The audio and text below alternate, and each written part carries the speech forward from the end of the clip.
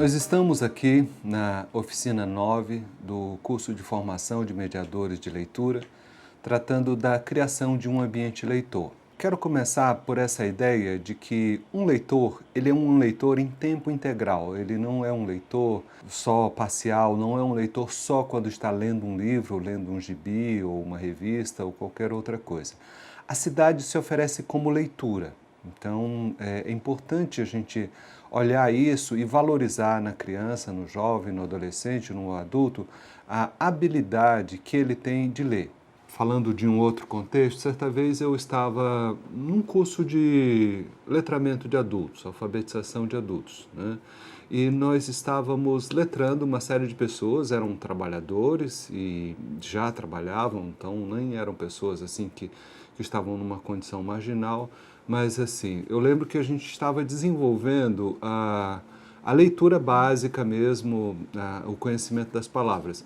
E um dia uma pessoa que é um carpinteiro, né, era um ambiente de letramento no trabalho, chegou com a alegria de haver reconhecido o nome da madeireira que ele sempre frequentava e que estava no roteiro do ônibus dele de casa até o trabalho. E assim, dava para ver a alegria dele de ter lido. Ele sabia que era ali que ficava até aquela tal madeireira Pica-Pau, né? Mas assim, ele leu as palavras e isso trouxe uma alegria para ele. É disso que eu estou falando, da habilidade de que, uma vez leitor, a pessoa será leitora em todas as situações.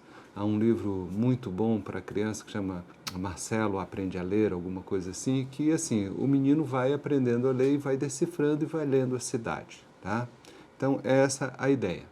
Então, assim, por exemplo, se uma pessoa está numa cidade e surge numa parede um grafite, por exemplo, lá em São Paulo, um edifício que tem uma empena, o edifício deve ter 20 metros por mais de 10 de largura, e há uma figura do Oscar Niemeyer olhando para a pessoa como se fosse um olhar perscrutor, assim, olhando assim, o que vocês estão fazendo aí?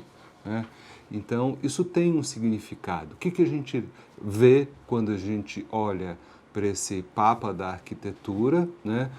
Uma empena de uma cidade, de uma das maiores cidades do planeta, super conturbada, inclusive do ponto de vista visual, e essa figura do Niemeyer, feita numa espécie de imagem de caleidoscópio, um mosaico, né? Olhando para as pessoas. Então, assim, há algo a ser lido, há algo a ser interpretado, há algo a ser inferido para outros ambientes.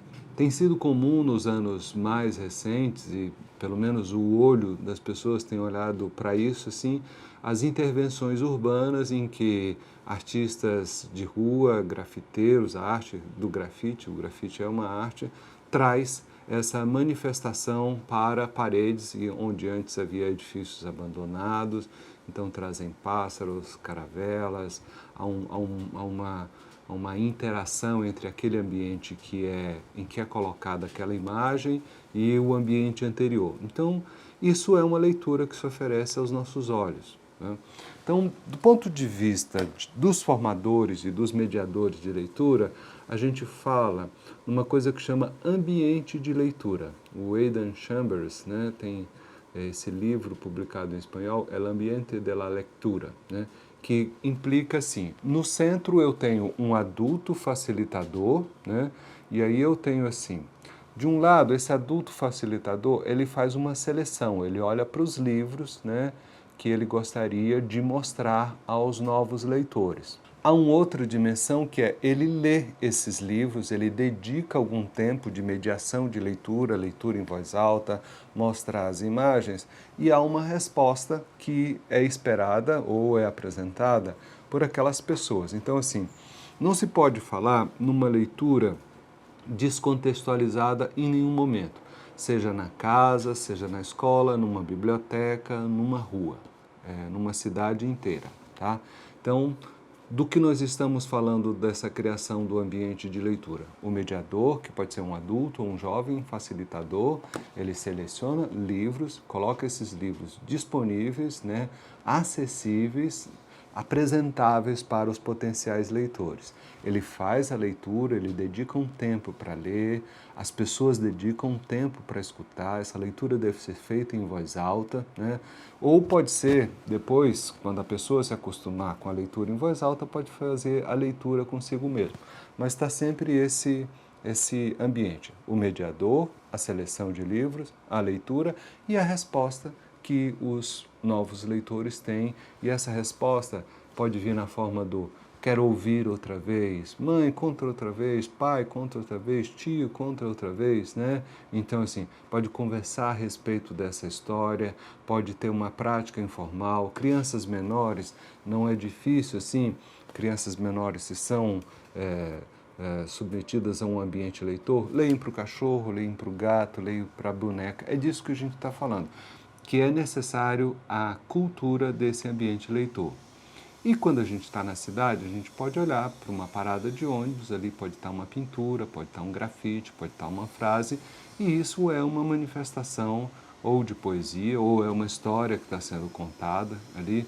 Por vezes, assim, num bar, num ambiente de uma churrasqueira, a pessoa colocou dois azulejos que tem lá uma pequena decoração, uma palmeira, e tem lá um verso do Gonçalves Dias. Minha terra tem palmeiras onde canta o sabiá. E aí virá a memória das pessoas os outros versos, né? Ou a pessoa se interessará por esse assunto. Uma parada de ônibus em Brasília, é frequente a gente encontrar isso, assim, e por vezes o grafite ou o stencil, ele conversa com a imagem da parada, a arquitetura da parada. Eu lembro quando eu era estudante, assim, havia uma intervenção que era assim, senta que vai demorar. Então, assim, eu já sabia. Então, aquilo tinha algo que dizia respeito a mim, é verdade, né? Conforme-se, mas estava escrito ali. E isso é que faz esse ambiente leitor. De repente, você está passando num setor comercial ou num viaduto de Brasília e tem lá um cartaz. Aqui poderia haver poesia. Então, isso é poesia. Ou então, esses cartazes pregados. De onde que veio essa ideia, assim? De uma intervenção, como diz, que não era nada poética, né? Madame X traz a pessoa amada em tantos dias. Isso colado nas paradas de ônibus. Houve um tempo aqui em Brasília que era proibido colar isso nas paradas de ônibus, e aí criaram uns totens, digamos assim, eram redondos, assim, uma manilha, uma em cima de outra, ficava cheia a manilha e ficava cheia a parada de ônibus, porque isso tem a ver com a publicidade popular. Então, o que faz Então, esse espaço, ele já foi ocupado há muito tempo pela publicidade. O que faz o poeta? Ele se utiliza desse mesmo recurso que um vendedor qualquer faria e coloca lá isso que ele está chamando de poesia. Alguns podem até considerar que não é boa poesia, né?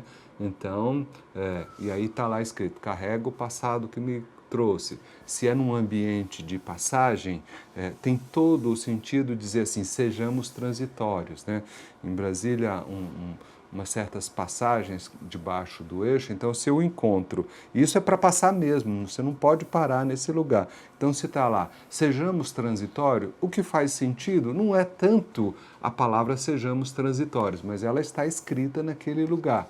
Uma pessoa pode, usando esse mesmo recurso, fazer uma postagem numa rede social, escrever um cartaz, imprimir ou escrever à mão, né? Procura-se amor, um amor sem uma treta. E isso fica sendo uma poesia nesse sentido que a gente está falando aqui. Há pessoas tão pobres que só têm dinheiro. Então, isso colocado numa parede, né? É um pouco de filosofia popular, é um pouco de autoajuda, mas também não deixa de ser poesia. A imagem do plano piloto de Brasília, do avião, não deixa de ser uma poesia, né? A disposição da cidade em si, quando a gente olha, não deixa de ter uma poesia, né? Então, estou falando de que o ambiente leitor, ele está em todos os lugares, e se a pessoa tiver passado por esse processo de receber o que é um poema, o que é uma história, e o que é essa negociação entre uma publicidade comum e um cartaz que agora quer ser poesia. É isso que vai fazendo com que a gente se sinta sempre num ambiente leitor, né? Se estou atravessando um muro, né, e assim o poema muda o sentido do caminho. De repente a pessoa passa todos os dias naquele lugar. Então, assim, o que está mudando? É o sentido, né? Seta para cá, seta para lá, ou é o sentido da vida da pessoa, o caminho visto não como um trajeto ordinário, urbano, mas como a vida, né? Então, é isso que é esse diálogo que está na cidade.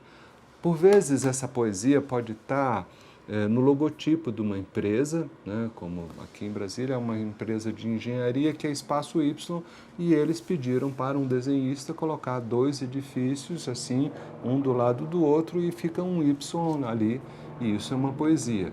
A poesia concreta tem essa negociação, por exemplo, com o espaço. Então, um poema como Pluvial, em que a palavra Pluvial é escrita assim, como se fossem gotas de chuva caindo. Isso é uma negociação dessa poesia, do sentido de poesia, e aí, à medida que a chuva vai caindo, vão diminuindo as letras, assim, e lá embaixo a pessoa escreve, né, fluvial, que já é o rio que se forma. A Amazon, por exemplo, não estou fazendo propaganda, é só um exemplo assim, no logotipo da empresa eles deram um jeito de colocar uma espécie de sorriso embaixo, né, com uma seta para cima, que traz um discurso poético. O que eu quero dizer é que a poesia na publicidade, a poesia na cidade, a poesia nos outdoors, né? E o que a gente precisa olhar é o que eu estou vendo ali, do que eu gosto, do que eu não gosto, até, às vezes, para a pessoa se defender. Pode ser que aquele outdoor ou aquela imagem ali seja muito bonita e ela me seduziria, e pode ser até que ela seja poética, mas será que eu quero adquirir aquele produto? Ou será que aquela empresa é uma empresa que favorece a vida, o meio ambiente e outras coisas, né? Então, essa é a ideia da gente lidar com o ambiente leitor, e eu estou sempre olhando para isso. É uma dimensão reflexiva. Se você se dispõe a ser um mediador de leitura, a primeira pergunta é: que leitor sou eu? A segunda pergunta é: o que é ler para mim? Uma outra pergunta é: eu participo de ambientes em que se lê em grupo? Porque essa ideia de que a leitura é socializada é muito forte. Que coisas que eu leio? Quando leio? Onde leio? Então, esse é o mapa do leitor ou do mediador de leitura quando ele quer se colocar nesse lugar. Então, e as perguntas para a gente configurar esse mapa da leitura é: onde há livros? No trabalho? Em que locais? Em casa? Quem traz livros para casa? Onde mais há livros? Há uma biblioteca? Eu moro numa quadra ou numa rua onde há uma banca de jornal? Então, assim, o mapa dos livros precisa estar nesse ambiente leitor. E aí é essencial que a gente saiba, assim, de que maneira os livros se mostram para mim, leitor, e de que maneira eu, mediador de leitura, disponho os livros para as pessoas. Então, por exemplo, pode ser que um livro como esse, né, se ele está numa prateleira e ele se apresenta para as pessoas aqui pela lombada, é um livro invisível, ele não traz atrativo. O que a pessoa pode fazer? Um sistema de prateleiras em que esse livro esteja visível, e se o leitor for uma criança e tiver 1 metro de altura, ou pouco mais ou pouco menos, isso tem que estar no campo de visão dessa pessoa. Então, assim, a disposição dos livros é fundamental para a gente configurar um ambiente leitor. Como é que isso pode ser realizado? A pessoa pode dispor de prateleiras, né, desse tipo de exposição. Se está numa sala de leitura de uma escola e há muitos livros, e os livros mesmo precisam ficar assim, colocados na prateleira só com a lombada para fora, criar uma maneira de fazer uma exposição temporária, e nessa exposição temporária você deixar ali os livros que você quer mostrar de uma maneira assim, que a criança possa olhar para o livro e se interessar e olhar assim: olha só que patinhos bonitos que o Laurent Cardon colocou nesse Sete Patinhos na Lagoa do Caio Ritter. E pode ser que isso desperte essa pessoa que antes não se interessava, que é distinto de ele encontrar esse livro com essa disposição assim. Numa livraria convencional, os livreiros sabem o que fazer. Há o depósito de livros que está na prateleira e aqueles que são ou que estão nas listas dos best-sellers ou do assunto da semana, ele dispõe em gôndolas se mostrando para as pessoas. Essa é a ideia. Podem ser recursos relativamente baratos, por exemplo, eu já tive a oportunidade de criar um mostruário dessa natureza. Eu fui em uma loja que vende aramados para a exposição de sapatos, né? O aramado custa relativamente barato em relação à madeira e tal, e isso estava lá para expor mercadorias nessa disposição. Compramos alguns aramados e os livros circulam de tempos em tempos, a gente troca aqueles livros que estão ali expostos, ou pode ser que eu selecione um tema e coloco isso à vista do leitor. Essa é uma ideia da disposição. Nas casas, é comum, em muitas casas de classe média ainda, pessoas que têm condições, estou falando dessa condição de comprar livro ou dedicação, que não há livros ou não há livros mostráveis ou mostrados. É essencial que, eu já ouvi essa frase assim, meu filho não gosta de ler, ou minha filha não quer ler, né? E aí a gente se pergunta, há livros nesta casa? Porque, por vezes, a ausência de livros é mesmo que a família não está com recursos para adquirir livros, né? Por vezes é assim, há recursos, mas os livros não são mostrados, ou a pessoa lê livros técnicos e descarta e joga para lá. Então é importante em cada casa que possa haver, que as pessoas queiram criar esse ambiente de leitura, prateleiras, né? E esses livros fiquem expostos. Por exemplo, se há crianças pequenas, é importante que os livros para as crianças pequenas fiquem expostos no campo de visão dessa criança para que ele possa acessar. E é bem importante isso, livros são para serem pegados, manipulados, assim, livros são para ser, né, que a pessoa pegue e sinta o objeto, assim, distintamente. Veja, isso é um leitor eletrônico, um Kindle. Há algumas centenas de livros aqui, né, mas é distinto a percepção que eu tenho de pegar nesse livro aqui, nesse super livro, nesse super armazenador de livros, né, e encontrar aqui um tanto de livros, né, que é distinto dessa sensação de pegar, do ponto de vista do desenvolvimento cognitivo, esse ato de passar páginas, o ato de folhear livros, ele traz um outro conhecimento, segundo os psicólogos, ele vai fechando aqui as sinapses. Então, livros de verdade. Ah, eu tenho lá em casa um livrinho de banheira para... tá bom, não está proibido, mas é importante que os livros sejam de verdade. Pode ser num papel mais grosso, como esse, de tal modo que ele não se rasgue, que pode ser que, se for uma criança pequena, das primeiras vezes ele vá assim, mas logo, logo, com o treino, ele já passa assim. Então, a ideia do polegar opositor, que é o que nos humaniza, né, já fica fazendo parte do repertório dessa criança, os livros são preservados. Então, é bem importante a gente dedicar um tempo a essa exposição dos livros e a arte de folhear os livros com as pessoas. Se é uma criança, sim, se é uma criança de colo, coloca a criança no colo e o livro na frente de ambos, né? E esse gesto é fundamental, que a gente possa fazer o gesto de folhear o livro para que ele aprenda e que, mudando uma página, muda um assunto, né?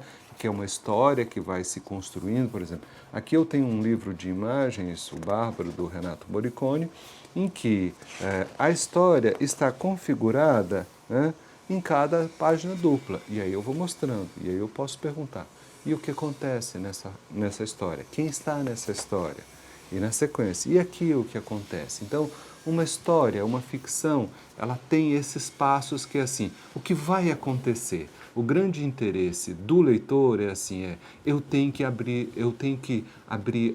o próximo conjunto de páginas para saber o que está acontecendo. É isso que traz um livro de ficção. É importante a gente olhar que isso não é de hoje, não foi inventado pelos mediadores de leitura de hoje, isso é um recurso, né, que nos foi doado pelas pessoas da feira. Então, por exemplo, né, aqui eu tenho os cordéis. O que são cordéis? São livros, né, livros modestos, feitos, impressos em papel jornal. Às vezes o papel da capa tem um colorido, mas um colorido básico, assim, que é do papel, não é...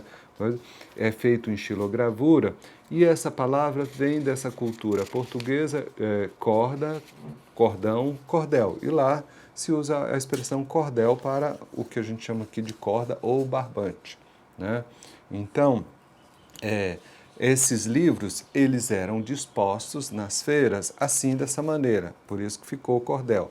Em outras situações, se a pessoa já tem uma banca, né, ele pode dispor um tanto de livros numa banca, se for uma feira de livros, e a atração está exatamente nessa capa, está nesse título, muitos dos títulos são chamativos. Então, essa disposição e a arte de folhear livros são duas características se eu quero criar um ambiente de leitura, tá?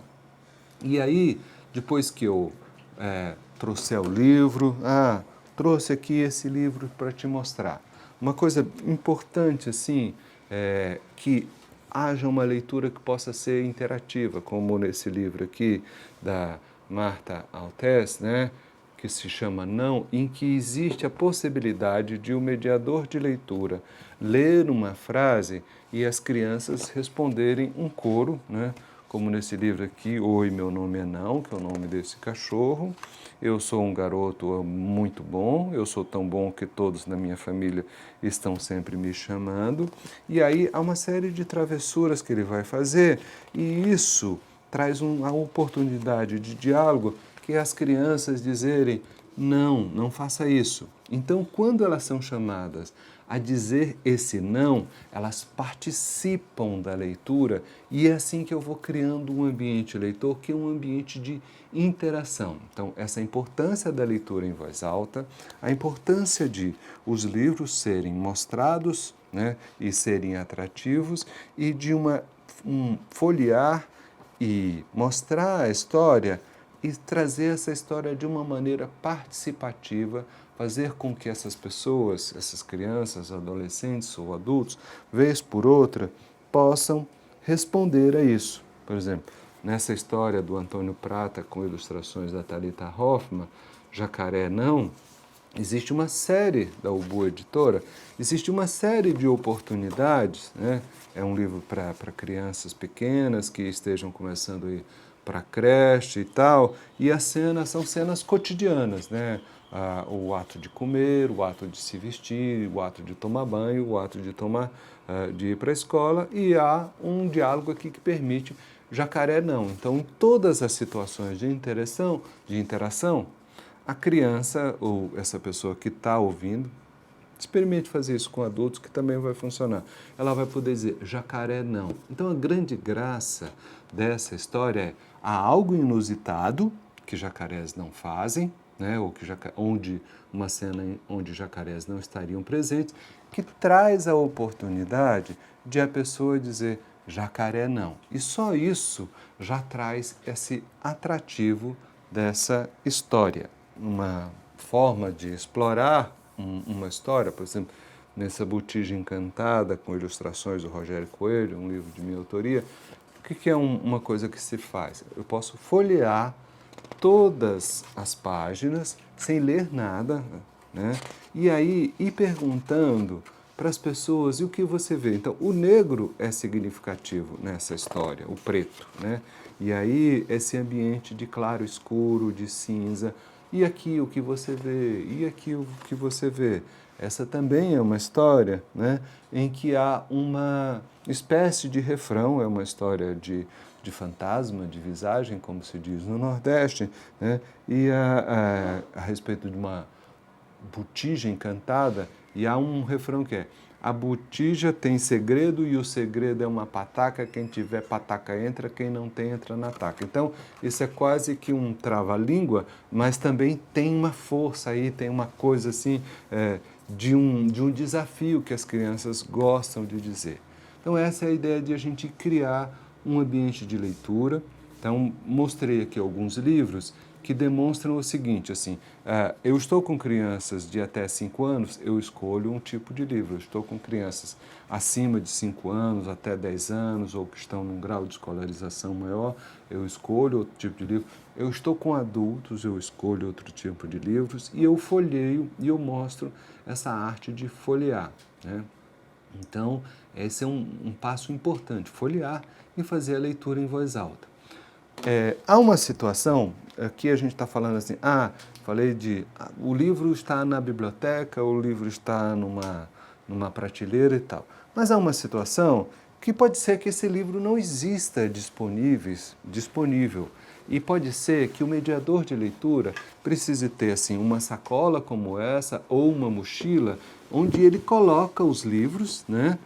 E ele vai de casa em casa. Há programas vitoriosos no Brasil de agentes populares de leitura em que cada agente desses ganha uma mochila, uma bicicleta, recebe uma remuneração mensal e cadastra um tanto de famílias, né, nesses programas assim, e ele é justamente para famílias que não têm a condição, né, e essa pessoa faz uma espécie de mapa, né, e ele se desenvolve e se desloca de casa em casa, chegando naquela casa, faz esses movimentos que eu falei assim, abre a mochila, mostra o livro, faz a leitura de imagens, porque assim, o que vai acontecer com as pessoas que já receberam as primeiras leituras, é que elas já sabem que aqui tem uma história e em que cada página, né, ainda que elas não reconheçam muita coisa, elas já podem imaginar alguma coisa.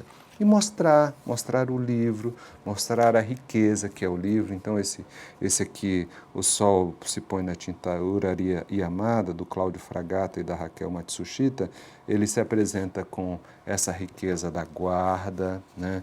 Veja que a guarda está aqui nos princípios, está no fim, e de repente eu tenho uma bela imagem aqui, só construída com base, né, na capa do livro, que tem a guarda, né, aqui e aqui, e isso aqui já é uma cena. Então, o que fazem esses mediadores de leitura?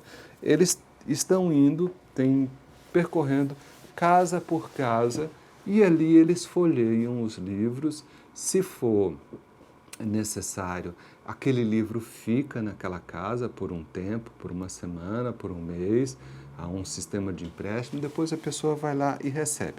O que eu quero dizer é o seguinte, esses dias lendo uma entrevista do Neil Gaiman, ele falou assim, quer não fazer um leitor, não lhe mostre livros. Entende isso?